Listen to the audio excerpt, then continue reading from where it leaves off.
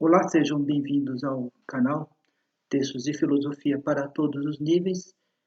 Hoje nesse vídeo, eu vou abordar um texto, um capítulo do livro do Silvio Galo, chamado Filosofia e Experiência do Pensamento. Na verdade, este é um livro didático, adotado por várias escolas no ensino médio, na matéria de filosofia, né?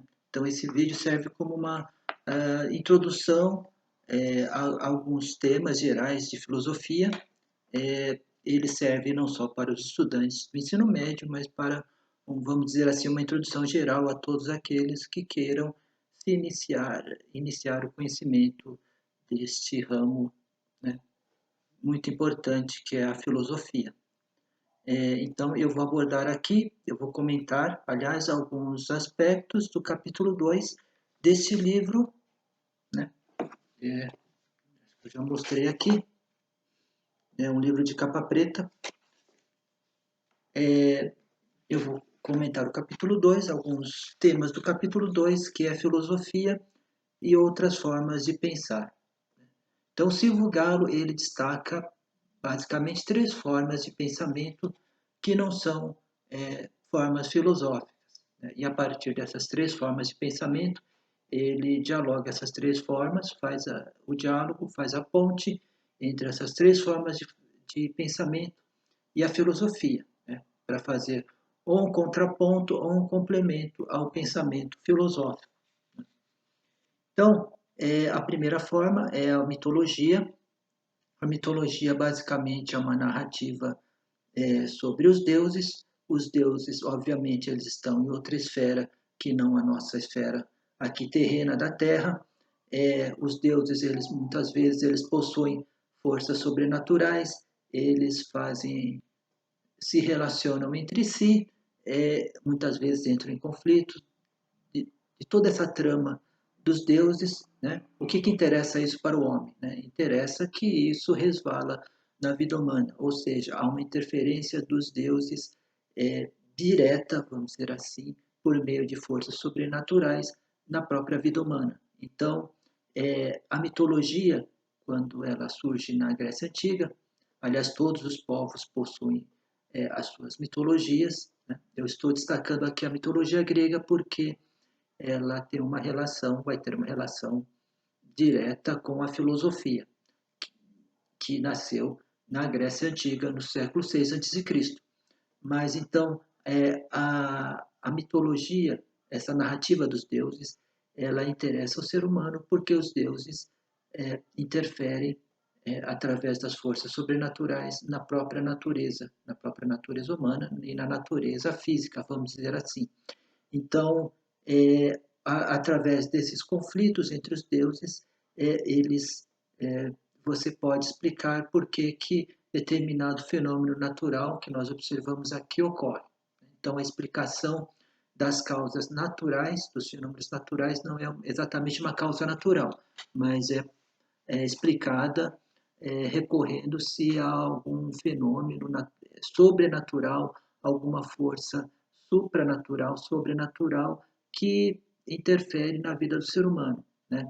E se os homens também não se relacionam adequadamente com os deuses, ou seja, se os homens não forem aos templos cultuar os deuses, eles podem ficar irados porque eles possuem o homem, os seres humanos projetam nos deuses mitológicos sentimentos próprios ao ser humano. Então, se os homens não forem cultuar os deuses, por exemplo, toda semana, os deuses podem ficar bravos com os seres humanos e mandar uma época de seca. Essa época de seca prejudica a colheita da plantação, estraga a plantação e aquela população acaba passando fome.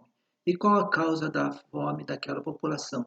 É que o tempo se modificou radicalmente, não choveu no período correto. Mas qual a explicação do porquê não choveu no período correto? Ora, é uma explicação da ira divina. Então, a ira divina fez com que, naquela estação, que em geral chove, não chovesse de forma nenhuma. Então, não se busca uma explicação natural, a explicação está nessa própria trama supranatural dos deuses, né? Na relação dos deuses com os homens e dos deuses entre si. Então, o que a filosofia, quando a filosofia surge, ela surge como sendo uma opositora ou como sendo uma antagonista dos mitos nesse sentido, né? Ela procura cortar esse cordão umbilical que une a trama divina, que no fundo é a criação do próprio ser humano, com a nossa própria vida aqui na Terra, com o nosso próprio destino. Uma das palavras-chave para dar sentido à questão do mito, da relação entre o mito, né, a narrativa dos deuses e a nossa vida aqui terrestre, é a ideia de destino. Então, o destino, por uma série de profecias, por uma série de motivos que nós não conhecemos, o nosso próprio destino já está traçado, desde o dia do nosso nascimento até o último dia da nossa morte. E por mais que nós lutemos contra esse destino, nós não conseguiremos escapar ao nosso destino. Mas quem que estabeleceu esse destino? Foram as próprias forças sobrenaturais, né, através dos deuses. Então, o Silvio Galo, ele cita uma tragédia. As tragédias, elas, em geral, elas representam a questão mitológica muito bem, e elas representam qual é o sentido que a mitologia traz à própria existência humana, né? Então, a tragédia que o Silvio Galo dá como exemplo, eu não vou tratar em detalhes dessa tragédia, né, porque aí é um outro assunto, mas a tragédia que o Silvio Galo traz, o que ele faz uma rápida referência é a do Édipo Rei, é uma tragédia escrita pelo Sófocles, né, que trata do Édipo. Ele é filho da Jocasta e do Laio, que é o rei de Tebas. Nessa história, há uma profecia de que o filho deles, que é o Édipo, ele vai matar o pai e se casar com a mãe. Então, qual que era o destino? O destino já estava traçado, né? O Édipo vai se tornar o rei de Tebas, vai se casar com a sua própria mãe e vai matar o seu próprio pai. O Laio, sabendo dessa profecia, ele pede para um serviçal, um escravo, retirar o Édipo e matá-lo. O serviçal, ele ele não mata Édipo, que é uma criança nesta época. Ele conduz o Édipo a um outro lugar e diz ao Laio que matou o seu próprio filho, que é o Édipo. A história toda gira em torno da questão do destino, porque todos os personagens que procuram lutar contra o destino. O Laio procura lutar contra o destino que lhe é imposto, né? E no final das contas o destino se cumpre. Ou seja, o ser humano, ele não foi capaz, ele é impotente, ele é totalmente impotente perante as forças sobrenaturais, as forças divinas. Então, o homem é um ser inferior aos deuses.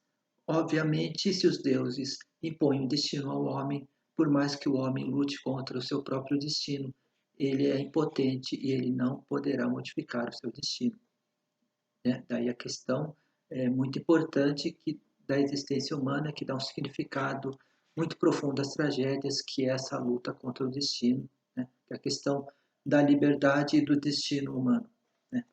E até que ponto nós somos responsáveis ou não pelas nossas próprias vidas. A filosofia vai tentar conduzir o pensamento humano e a existência humana a uma outra vertente, a um outro caminho, né? Nós somos seres racionais.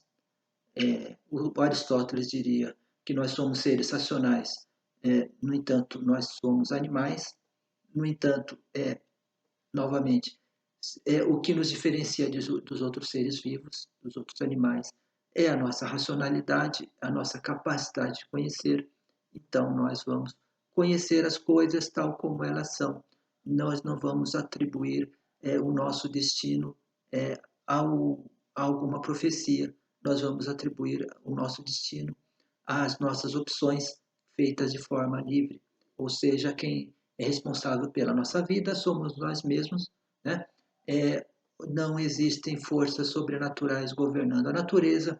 Se naquele período que era destinado à chuva não choveu, deve existir uma explicação natural do porquê que não choveu, né? E não simplesmente deve, e as pessoas não devem recorrer a uma narrativa mitológica, a ira divina, por exemplo, para tentar encontrar a causa do porquê não choveu naquela estação que deveria ter chovido. Então, apesar da filosofia surgir como um contraponto à questão mitológica, né, no seu início ainda havia uma certa, vamos dizer assim, uma certa mistura e uma comunicação muito grande entre a filosofia e a mitologia e os mitos, né? Tanto é que o Platão é um dos mais destacados filósofos de toda a história da filosofia, né? Juntamente com Aristóteles e com Sócrates, compõem a tríade da chamada filosofia clássica grega, né? O Platão, no livro A República, no livro 7 tem, no capítulo 7 tem o chamado mito da caverna. Então, ele se utiliza do mito, ele narra uma história da relação entre os homens e os deuses, vamos dizer assim, para expor as suas ideias filosóficas.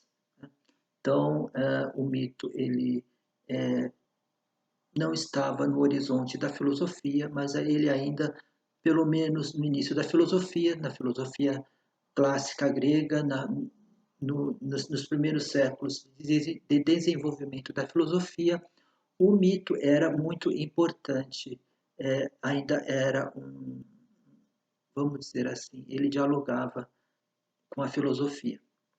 Bom, o segundo tipo de pensamento que o Silvio Galo se refere aqui é o pensamento religioso. O pensamento religioso, ele vamos dizer assim, ele é um conhecimento trazido quase que exclusivamente pela fé. Ele é baseado em dogmas religiosos. A verdade, ela não é alcançada pela razão. A verdade está contida em livros sagrados da religião. No caso do cristianismo, é a Bíblia. No caso de outras religiões, há outros livros sagrados, né, que são a revelação da palavra divina. Então, há um Deus. Em geral, as religiões de politeístas, de vários deuses, elas acabam, em grande parte, sendo monoteístas, embora hajam povos que possuem religiões politeístas, né? Vamos dizer assim, em qualquer tipo de religião há um Deus ou há deuses, né? Mas nas religiões monoteístas há um Deus e ele tem que se revelar de alguma forma para que eu possa seguir os seus princípios, para que eu possa ter, ter conhecimento, né? Mesmo que seja pela fé, dos seus desígnios, né, do que esse Deus quer dos homens. Né? Então, estes desígnios dos deuses ou de Deus está contido nos livros sagrados. São dogmas porque são verdades que não podem ser contestadas. Eu não posso fazer um diálogo aqui a partir de um trecho da Bíblia, se eu for um religioso, né, para ficar debatendo sobre a verdade ou a não verdade daquele trecho. Né? Então, tudo que está contido nesse livro divino, né, nesse livro sagrado, aliás, ele contém a verdade. Ora, mais um detalhe, né?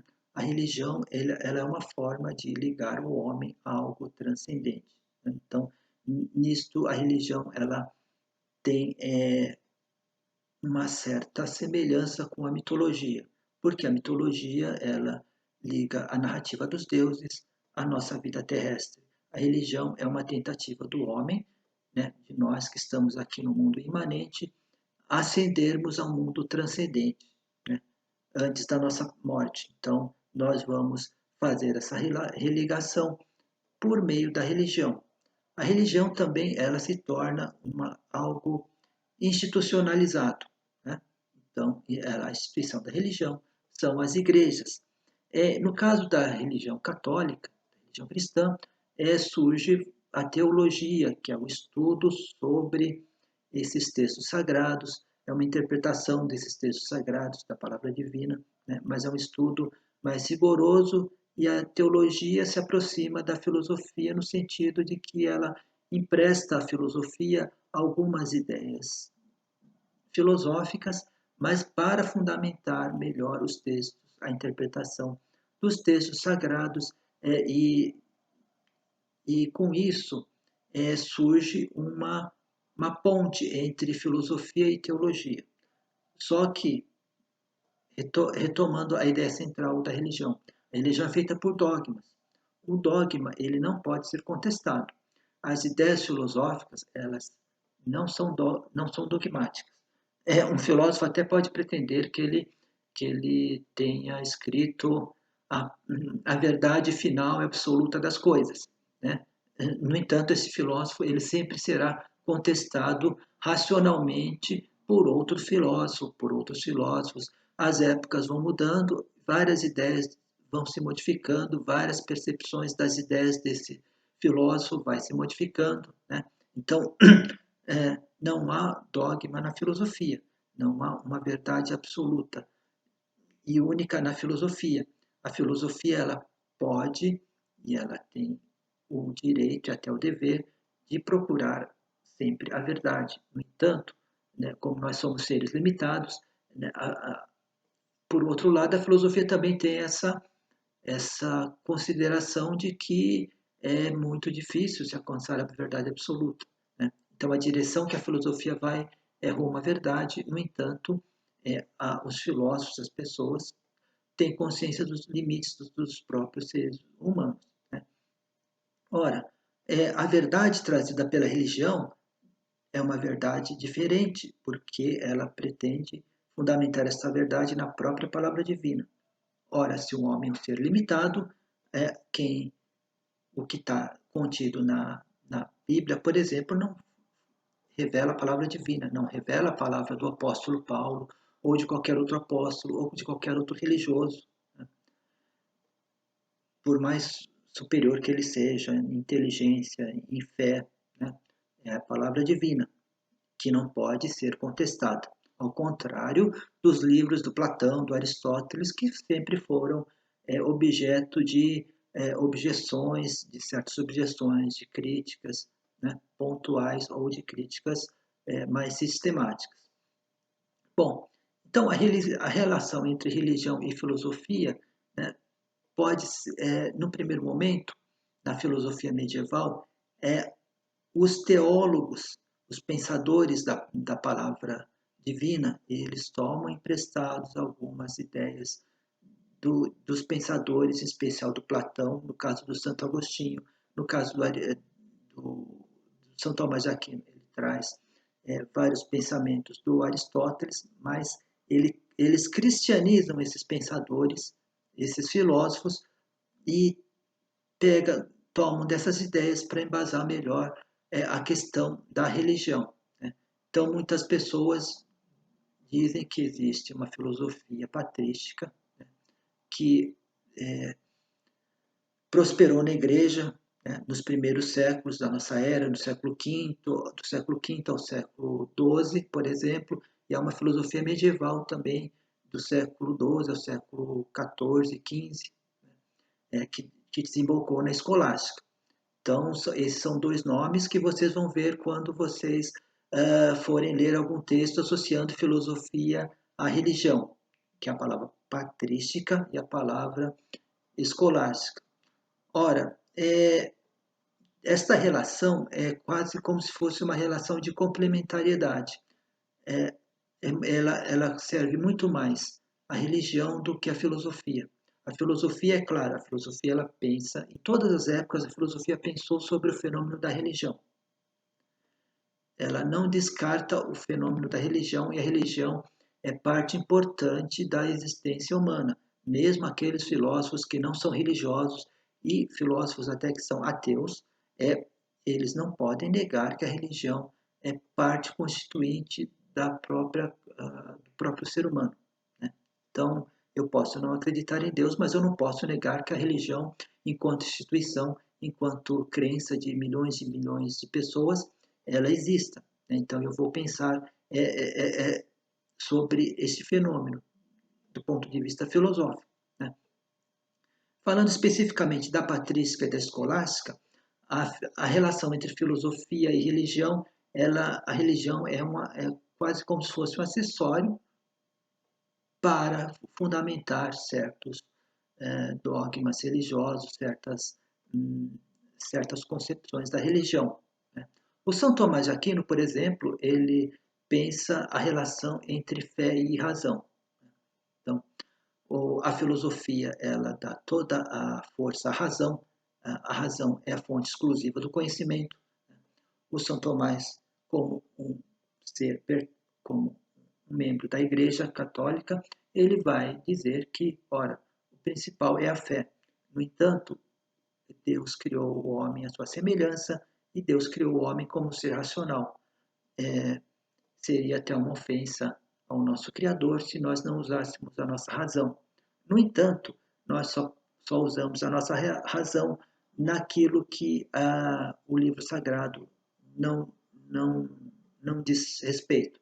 Então, tudo que o livro sagrado toca, qualquer assunto que o livro sagrado toque, nós temos que acreditar, porque é a revelação da palavra divina. Mas há muitas outras coisas que o livro sagrado não se refere. E a essas outras coisas nós não usamos a fé para alcançar algum tipo de verdade. Nós usamos a razão para alcançar esta verdade. Mesmo porque nós estamos fazendo jus à própria criação divina. Se Deus nos criou também como seres racionais, nós temos de usar essa razão para aprimorar a nossa vida. Então, isto é uma relação que foi estreitada entre filosofia e teologia, para dizer a verdade, na Idade Média, que é a filosofia medieval, né? E nessa época havia filósofos que não eram exatamente religiosos, que pensaram sobre esse tema da relação entre fé e razão. Então, isso se tornou um dos temas dominantes, né? Além da questão moral, né? Da questão ética, que a filosofia ela se debruçava, né? Sobre a existência do mal, por que o mal existe. Bom, só avançando um pouquinho mais, no século XVIII, houve a época do Iluminismo. O Iluminismo era um grupo de pensadores, de filósofos, e aí ocorreu, vamos dizer assim, a época mais onde o conflito entre religião e filosofia se expressou, se externou de forma mais radical, vamos dizer assim. Então, os principais pensadores, mesmo aqueles que acreditavam em algum Deus, eles combatiam a religião como sendo o foco de superstições, o foco da dominação dos homens, né? A religião ela procurava ser a tutora dos homens, dizer o que os homens devem fazer, o que os homens não devem fazer, e os pensadores dessa época, eles pensavam que o homem só seria livre se fizesse o uso da razão, né? Então, a razão como é questão da emancipação do ser humano. Então, a principal questão desses filósofos era que os padres, o Papa, eles não queriam que os homens se emancipassem e pensassem por conta própria. É claro que esta crítica, para além da religião, era uma crítica às instituições religiosas, né, que se aliaram aos poderes terrenos, né, e que, por meio dessa aliança, elas aproveitaram para impor a sua religião, a religião católica, a religião cristã, né, para toda a sociedade e impuseram de uma forma que não deixava nenhum tipo de liberdade de escolha, de autodeterminação para as pessoas, né? Então a igreja tratava os seus fiéis como rebanhos.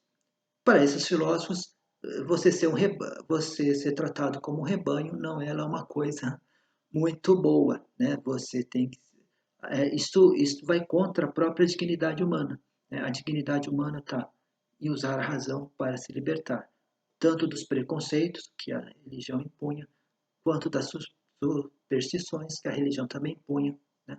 E você vai fazer o seu próprio destino. Novamente, né? Sai a mitologia, entra a religião, e a religião tenta impor um destino a cada ser humano via palavra divina, né? O que o iluminismo está querendo dizer é, novamente, seguindo a tradição filosófica, vamos cortar esses laços, porque quem é responsável pelas nossas vidas somos nós mesmos, né? Nós não devemos obedecer cegamente tudo que a religião nos diz. Evidentemente, havia pensadores do próprio iluminismo que fariam a seguinte consideração: há coisas que a religião ensina e que são úteis para a vida humana ou cujo valor é um valor é, que a própria filosofia crítica concordaria, né? No entanto, a obediência cega a tudo que a religião diz, a tudo que a instituição religiosa pede que os homens façam, isto não é algo bom para o ser humano, isto fere a dignidade do ser humano, que é um ser livre, que deve se cultivar, desenvolver todas as suas potencialidades, né, para que eles, para que a humanidade viva numa época melhor.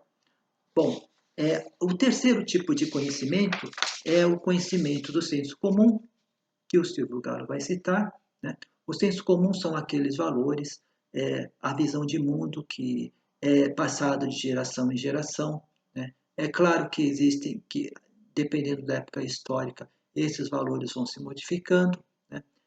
Mas a característica do senso comum é de que as pessoas acabam aceitando essas visões de mundo de forma irrefletida, de forma automática, né? Porque desde criança as pessoas são criadas com determinados valores, né? É, por exemplo, um valor importante hoje em dia é você crescer, trabalhar, ganhar o seu dinheiro, economizar para ter uma boa propriedade, para comprar um carro, né? Então são certos valores que a sociedade compartilha como um todo, né? E esses valores eles não são questionados, não são não se fazem a reflexão sobre esses valores. O que o Silvio Galo vai dizer é o seguinte: é muito fácil perceber que há um antagonismo muito grande entre o senso comum e a filosofia. Por quê? Porque a filosofia é uma reflexão aprofundada, radical, que vai à raiz das coisas, né? Que ela problematiza as coisas e tenta fundamentar os valores, as visões de mundo que as pessoas têm sobre si e sobre a relação com o outro e sobre a relação do ser humano com a própria natureza, né? Então, a filosofia ela sempre busca um fundamento para os valores morais, para os valores éticos, mas ela busca um fundamento para a visão de mundo que as pessoas têm, né? Por que é tão importante ter um sucesso material hoje em dia, né? Que é um valor compartilhado pelas pessoas? Por que determinados tipos de comportamento se repetem, né? E as pessoas não sabem justificar porque aqueles comportamentos se repetem, mas elas acham que determinado comportamento é bom, outros comportamentos são ruins, e elas não sabem explicar o porquê, qual o fundamento disso, né?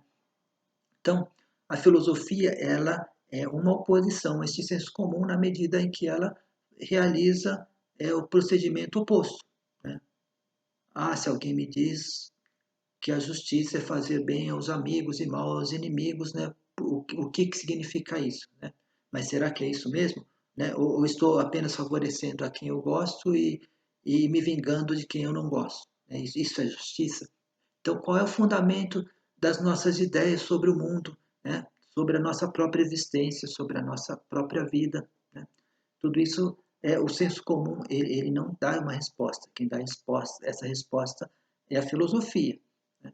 Então, sempre ao longo da história da filosofia, sempre houve um atrito muito grande entre a filosofia e o conhecimento, né, que a gente pode chamar de conhecimento, e o pensamento do senso comum, né? O caso mais clássico é o caso da Grécia Antiga, do Sócrates, que ele saía pelas ruas de Atenas, perguntando para as pessoas o que elas pensavam sobre os valores, que valores que elas tinham, né? O porquê daqueles valores, né? Quando Sócrates começava a entrar na questão do porquê, o porquê que você acha que a justiça é tal coisa, o porquê que você acha que a virtude é tal coisa, as pessoas elas começavam a se complicar porque elas nunca pararam para pensar a esse respeito, né? Então, o senso comum é quase como sinônimo de um pensamento que é ligado no piloto automático. Eu penso tal coisa porque meu pai também pensava, minha avó, mas não só a minha família,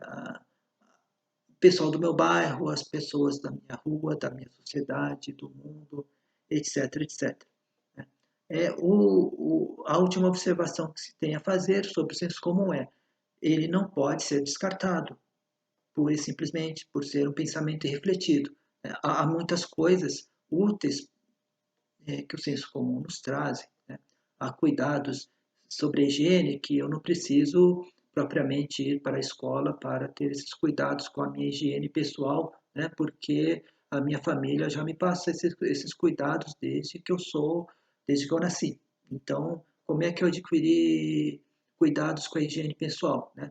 Estudando o livro do Aristóteles, estudando alguma teoria filosófica, né? Michel Foucault, não, isso é um conhecimento que veio do senso comum, é um conhecimento extremamente útil, né?